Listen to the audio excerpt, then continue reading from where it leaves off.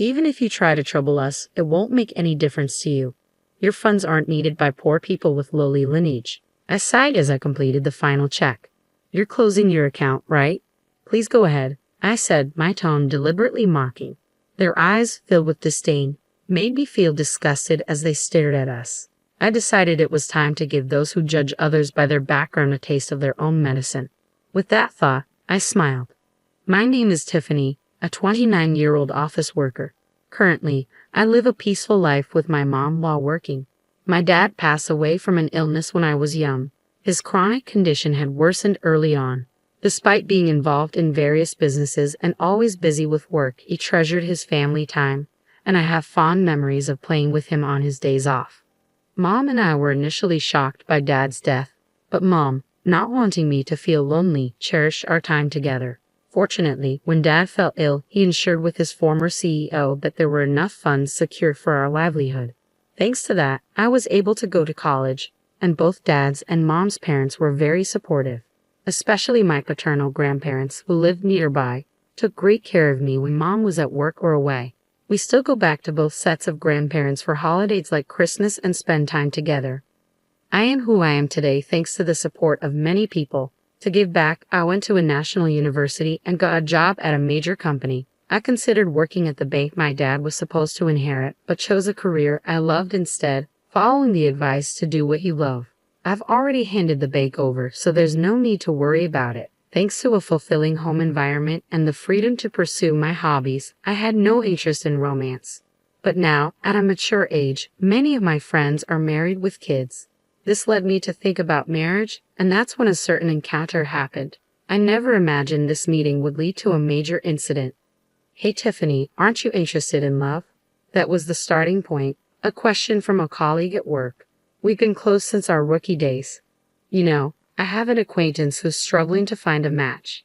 He's well educated and handsome. You're highly educated too, Tiffany. Maybe you'd like to meet him. Really? I've always thought it's a waste for someone as high spec as you, Tiffany. There are even a few people in the office who are after you. She has a wide network and always shares various stories. She's living with her boyfriend she met at a party and seems very happy. She's quite concerned about my lack of romantic involvement. I had even consulted her about marriage, which led to this arrangement.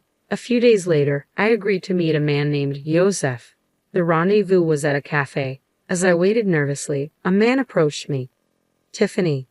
Ah, yes. Nice to meet you. You're Joseph, right? Yes. Thank you for today. Joseph's expression was blank as he looked me over. It felt like he was sizing me up, which took me aback a bit. Then taking his seat opposite me, he quickly started the conversation. What do you do for work, Tiffany? I work in sales at a company. I've always enjoyed interacting with people and sharing my opinions, which is why I chose sales. I find it fulfilling, and I love the moments when customers are happy with their purchases. What's the name of your company? I told him the name of my company. Upon hearing it, Joseph paused for a moment, then smiled. It wasn't a pleasant smile, more like one of satisfaction. My company is quite a large enterprise with good performance. We're well trusted by our customers, I added. Since he asked, I decided to return the question. What do you do, Joseph? At my question, Joseph snorted with pride and began to boast. I work at Sunrise Bank as a department head. Sunrise Bank is a really big bank, you know. The work is tough, not something ordinary people can handle. But since my dad is the CEO and I'm the successor, it's different for me. I felt a stir in my chest at Joseph's words. I was expecting a normal response, but his aggressive tone made me feel uncomfortable. Indeed, Sunrise Bank is a major bank. I knew about it due to a certain incident, but I was surprised to learn that Joseph worked there as a department head. Wow, that's impressive. Sunrise Bank is a big place, isn't it? I flattered Joseph on purpose. I saw no need to be rude, and though I suspected this would be our last meeting, I figured it was better to be polite. Pleased with my flattery, Joseph continued to boast about himself. Honestly, talking to him was painful. He occasionally listened to me, but always turned the conversation back to himself, even making outrageous comments about his lack of romantic prospects. I'm quite popular, you know, but it's always people who don't match my family background or education level that come to me, he said. I thought the problem might be his attitude, but I had already decided not to meet him again and informed my friend. As time passed, he still looked satisfied and made a suggestion. I'd really like to meet your parents. Huh? But we just met today. That's exactly why. Parents' excellence is important, especially if we're going to date, right? Inside, I screamed, I have no intention of dating you, but he seemed oblivious to my discomfort and kept pushing forward. When are your parents available? I'll have to discuss it with my mom. What about your dad? As Joseph pressed on, I felt a growing sense of disgust but couldn't find the strength to cut him off. My dad passed away when I was young. At my words, Joseph narrowed his eyes. After a moment of silence, he simply said, I see, and fell silent, pondering. Well, send me a date that works for you later. I'll adjust my schedule. No, thank you. Should we leave then? Before I could finish, Joseph stood up. It felt like talking to someone from a different world. Despite my reluctance, I had given him my contact information and even discussed meeting our parents. His disdainful look upon hearing about my father's absence bothered me. In the end, we agreed to meet again with our parents. When I explained this to Mom, she smiled wryly. Maybe you were just nervous because you haven't dated before. Maybe, but the way he spoke was weird. Well, his parents will be there, right? Just say no if it doesn't feel right. I'll be there too. Thanks, Mom. Sorry for dragging you into this, I apologized, feeling guilty. Mom laughed heartily. It's okay, no need to feel bad. Besides, I'm curious about Sunrise Bank. Let's see how it goes. So, Joseph and I arranged a family meeting. At that time, I had no idea Joseph had planned the meeting for such a shocking purpose. On the day of the meeting, we arrived at the place Joseph had chosen. It was a fancy restaurant. It's a big place, isn't it? Yes, it is. Inside, our table was ready, but Joseph hadn't arrived yet. We entered and waited, and shortly after the scheduled time, Joseph and his family arrived. Sorry we're late, the traffic was terrible. Nice to meet you, thank you for today. Joseph's family unapologetically took their seats. Irritated but not wanting to start a fight, I initiated the family meeting. After some time, Joseph's mom, Morgan, with a sly smile, spoke up. So, where's your father? Is he coming later? Huh? I looked at Joseph, but he just smirked dismissively and said nothing. I had already told him my dad was deceased. Morgan acted as if she didn't know, despite having agreed to meet our families. Mom quickly responded in my stead. My husband passed away from illness when Tiffany was young, so today I'm here as her mother, Mom responded with a calm smile. In contrast, Morgan raised her voice in an exaggerated manner. Oh my, Tiffany is from a single-parent family. I was taken aback by her words. Even after saying my father passed away from illness, her tone clearly carried malice. Being from a single-parent family, life must be quite hard, huh? But she graduated from a public university. That's commendable, right? Really, but still, being from a single-parent family, wouldn't dating her be complicated? Joseph's family's conversation left Mom and me utterly dumbfounded. Despite being present, they spoke so disrespectfully, mocking us as if being from a single-parent family was something shameful. Such words aren't suitable for a first meeting. I was injured.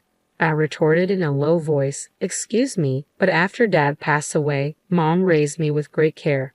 I owe my current life to her. Isn't it rude to speak about someone like that when you've just met? Morgan, however, burst out laughing. Rude?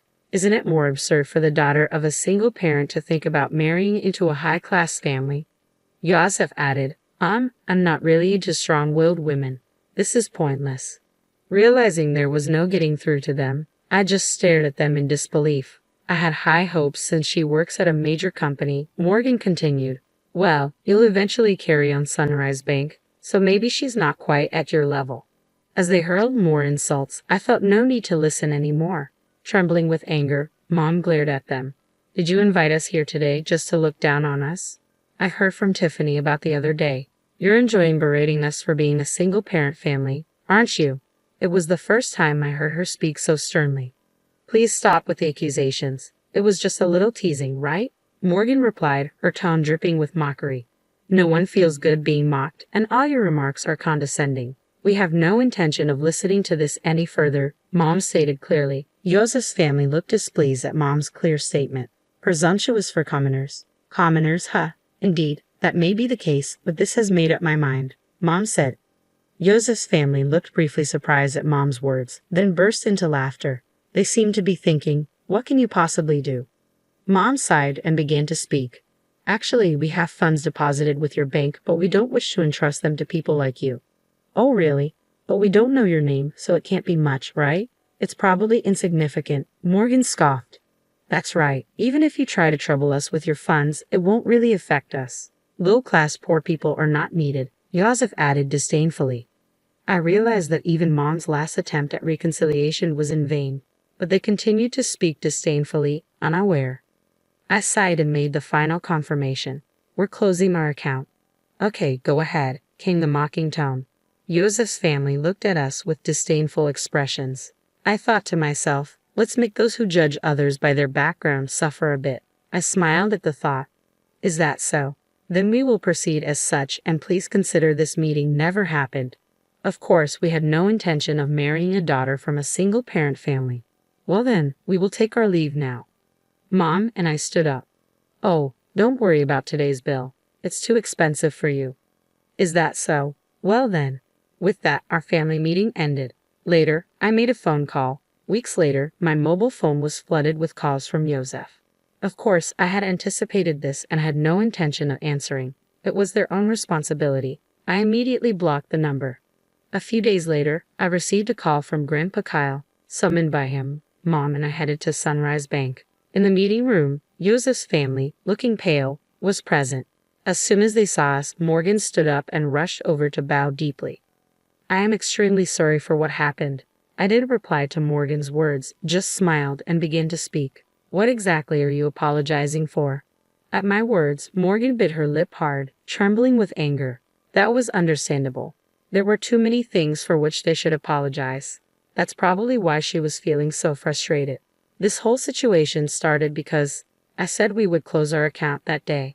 Our account wasn't particularly large, so closing it wouldn't have caused much damage. But Kyle's case was different. Kyle managed the inheritance left by my dad at Sunrise Bank for our benefit, and he also had his own account there. If all accounts, including Kyle's and my dad's inheritance, were closed, it would total about $7 million. In other words, their disrespect decided the closure. Importantly, Kyle was the former CEO of the bank. Dad was supposed to take over the bank but passed away young, so the position went to Scott. I didn't know that Tiffany was related to the former CEO, Scott said, looking anxious, as if making an excuse. That's no excuse, I replied. Even if you didn't know, your prejudice against our family is your own fault. You mean if we were relatives, you would have treated us differently? Hey, don't talk to Dad like that. It's your fault for not telling us from the start that your grandpa was the former CEO, Joseph interjected. I don't have any obligation to tell a stranger like you that. Besides, you were the one who started it and made fun of us, remember? Joseph, unable to retort, narrowed his eyes in frustration. You insulted me knowing I was from a single-parent family. When I said I would transfer the account due to insecurity, you told us to go ahead.